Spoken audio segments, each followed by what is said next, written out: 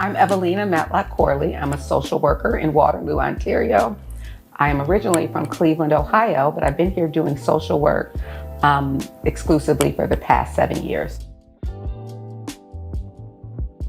The thing that we don't get therapy, like we've always had some way of getting therapy, and it hasn't necessarily been by someone who's educated on all the brain and mind psychology, but we've always had that person that came and counseled us at a time of need. That could be someone from the church, that could be your grandmama, that could be your aunt, anything that is pouring into you, someone who loves you and someone who really wants to see you do better. It's always been around.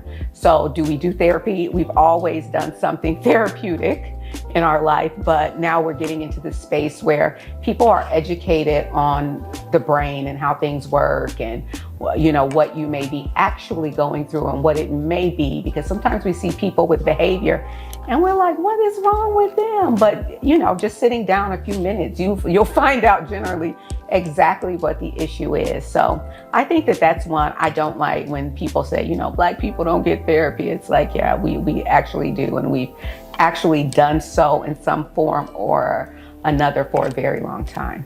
Men in general, right? We tell them to man up, don't stop crying, don't do this, don't worry about that, you're a man. Da, da. So of course, their natural inclination is to be a man and not to talk about it, and to whatever they do to hide whatever they're feeling. And that's not healthy and it's not right. And so I think that as we kind of pull apart what we know to be gender and norms in society, we can allow men to do everything that women can do. If I cry, he can cry too, Now, do I want him crying all over me all the time? No, but there's always space, for people to let out their emotions, to talk about the things that hurt them. And it's okay. And so when we get to that place, I think what we'll see is in families, men more so in that role where they can express their feelings in a healthy way, where in the past we either hid them and didn't talk about them, or we got drunk and yelled them out. Like it's, there's always that one or the other. I think we're finding balance.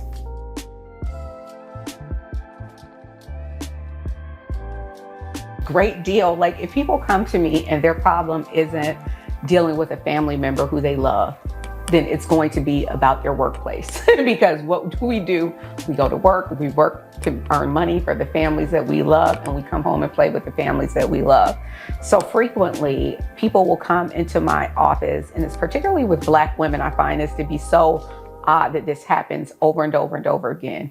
And they'll be like, I'm having a hard time at work, and you're not going to believe this, but X, Y, and Z happened. And I just sit there and look at them and say, I absolutely believe that. And that's absolutely wrong. And I absolutely understand why you're ticked off. And the shock and relief on their face that I believe them, and that they're understood, and that yes, systemic racism plays a part in every section of society today, absolutely amazes them. And I think that oftentimes breaks down any getting to know you, because they're like, okay, she understands what I'm going through. And I do understand, because I've been working for someone else before, and I know what it is to, know the answer and not be looked at or put on some smaller project when I have the degree to do and the knowledge to do the larger project. I understand it all. So I've yet to get one that made me go, oh my goodness, that didn't really happen. Like, yeah, that probably happened, And so I think that having been so used to systemic racism, dealing with it on a daily basis, when you are 30 or 40, you're just like, maybe I'm nuts. Like, it must be me, because everybody in the world can be dealing with this every day. So you have that huge thing of, being undervalued, being, treated poorly in a place where you're working probably the very hardest, because for many, many years, I don't know about you, but my parents always said you have to work twice as hard to get half as far. And it's like, I'm not doing that, but this is what a lot of us were taught. And so they're doing this for years and years and years, and they can't believe that someone values them. So that's why I think it's so important that there are Black therapists available, especially when it comes to these working, because I don't know. I know a number of therapists who are not Black, and I would really like to know what happens when someone sits on their couch and talks about the same discrimination that I know happens. They wouldn't have a way of knowing it, most of them, because they never dealt with it. So I think that that's a huge factor in racism.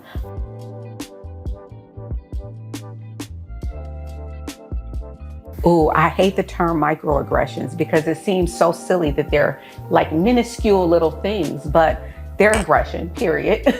Like, and they harm you because if you do it and it's small, and then the next person does it, then it's small, and then the third person does it, how small is it? It's still not a microaggression. It's a big old aggression dealing with it in your face. So I asked the client basically, well, what are your options? Is this someplace you have to work? Is this a job that you absolutely need? Can you apply to other places? That's kind of on the far end.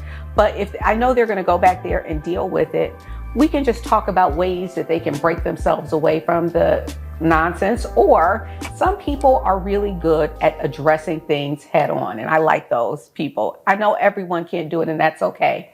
Some people, we can just say, okay, so when Sally comes over and says, you didn't do a good enough job on this, or about your work, and you know your work is fine, how can you deal with that in a way that lets Sally know you're not here for the nonsense, right? And so that might be saying, you know, well, Sally, can you point out exactly what needs to be changed and how you would have changed it? Because 9 times out of 10, Sally has no clue about anything. She's treating you that way because you're the brown person, and this is what we're going to do. So that's one way of addressing it. Also, if they want to go to someone in their company that's a couple of steps up, everyone is so, what is it called? DEI, EDI, IED. Somebody said it another way to me. That's fine. What do you do when someone comes to you in your company, to the HR department or to personnel services and says, you know, I'm having this issue. How do we address it? And so many companies, many people choose that way. So it really depends on the situation. Some people say, I'm not going to HR for anything. And I understand that too. But so we talk about it and we find the best way for that person to work out their particular situation in the company that they're in.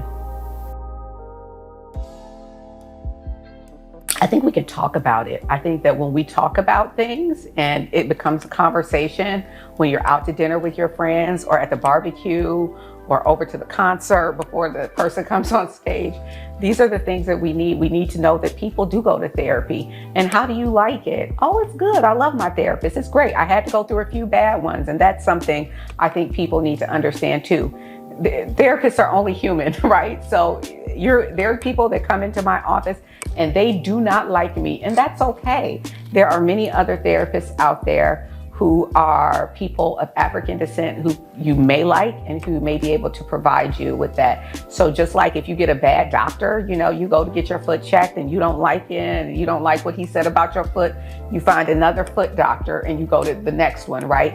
It's the same thing with therapy. So just because you go to one person and it's not your cup of tea, that's okay. I went through at least 3 before I found the one that, you know, matched me, matched my energy, understood the things that I'm saying, and I can say some of the half phrases that I say, and I feel like she just got it, right? And it's okay to, you know, toggle through a few until you find the one that best suits you. A very popular therapy is cognitive behavioral therapy, which basically says how you think is how you feel. So if you're thinking negative, you'll feel negative, etc. That's not always the case. Sometimes you have something there that's been put upon you, and so the negative feelings come from that. It's not that you're sitting around thinking, oh, my life is horrendous, You may be thinking, I can get through this, but what's through this is very difficult because there have been so many obstacles put in your way. So then how does that work? I can change my thought, but I can't change what's out there and what's real around me. So what I like best is narrative therapy. And that's when people tell me their story, right?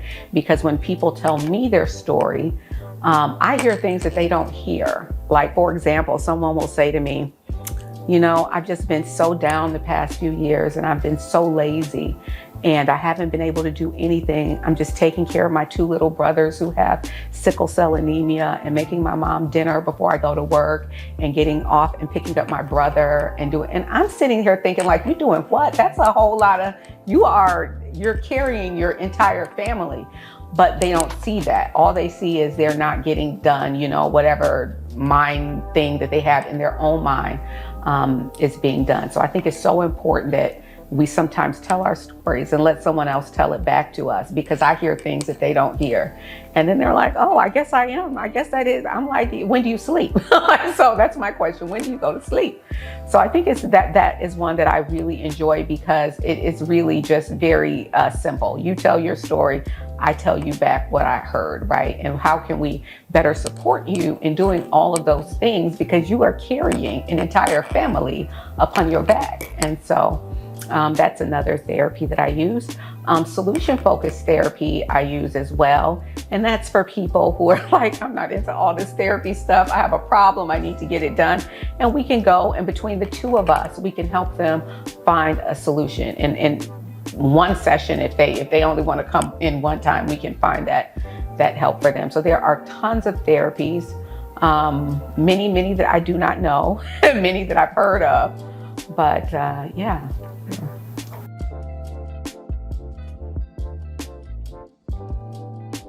That, I don't know how people invite people into their space and they don't understand the history, at least the history here in Canada and the history in North America, because the US and Canada run kind of the same ship.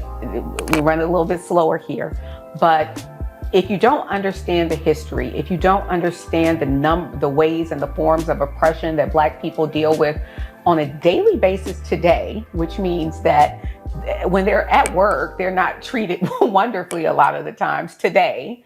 And you roll that back 60 or 70 or 80 or 100 years, then if you can understand that, you can best help a person of color. If you don't have any understanding of that, and you say, well, that's not today, or that doesn't have anything to do, you're drastically and terribly wrong, and you need not take Black individuals into your care. That's it. Like, that's all I think about is you have to know who it is you're serving. And that's why, a lot of my patients are of African descent. And so I will talk to them and get an idea about their background and where they're from, because we're not all from one place. We're from many places, and we have different stories. I have clients who have families who are currently in war in different parts of Eritrea. I have clients who have families who are selling sugar in different parts of like the Dominican Republic or whatever. There's so many different stories, but you have to know. If you don't know it, then how can you possibly help the person? So that is my idea of what it takes to really help anyone, but particularly individuals of African descent. Therapy for Black girls, I believe it's .org. And there's also a therapy for Black men.com. There's a list called the Black Therapist List that you can find in Canada. And even now on Psychology Today, which is the big one that people always go to, you can choose that you would like a therapist of color, an African therapist, whatever your background is, therapist. You can choose that now on Psychology Today. And they have videos so you can listen to the person. I feel like it's a lot better than just, getting a list of people who look nothing like you and being quite upset, as I'm sure many people are. Absolutely. That was one of the good things about our little pandemic. I'm virtual, I'm online, and I also do phone therapy. So no matter which way you choose, you can come into the office, or we can do a virtual appointment. Or if you don't like virtual, because some people are very funny about the internet, and I understand why, then I can give you a call and we can do therapy over the phone. I really like to see the person if I can, but phone therapy sometimes is a start for people. And then 2 weeks in, they're like, okay, how do I get on this thing so I can see you, which is nice. But I would say most therapists, good therapists at least, do a 15 to 20 minute consultation call. And those are free. And so if you really don't know and you don't want to spend your money, do a consultation call. See if there's a person out there that you can hear in a different way, and someone who can hear you in the way that you want to be heard. I think that that would be my go-to if I was kind of interested, but not really in therapy. I would be doing consultation calls with as many therapists as I could to see, who's out there and what they provide.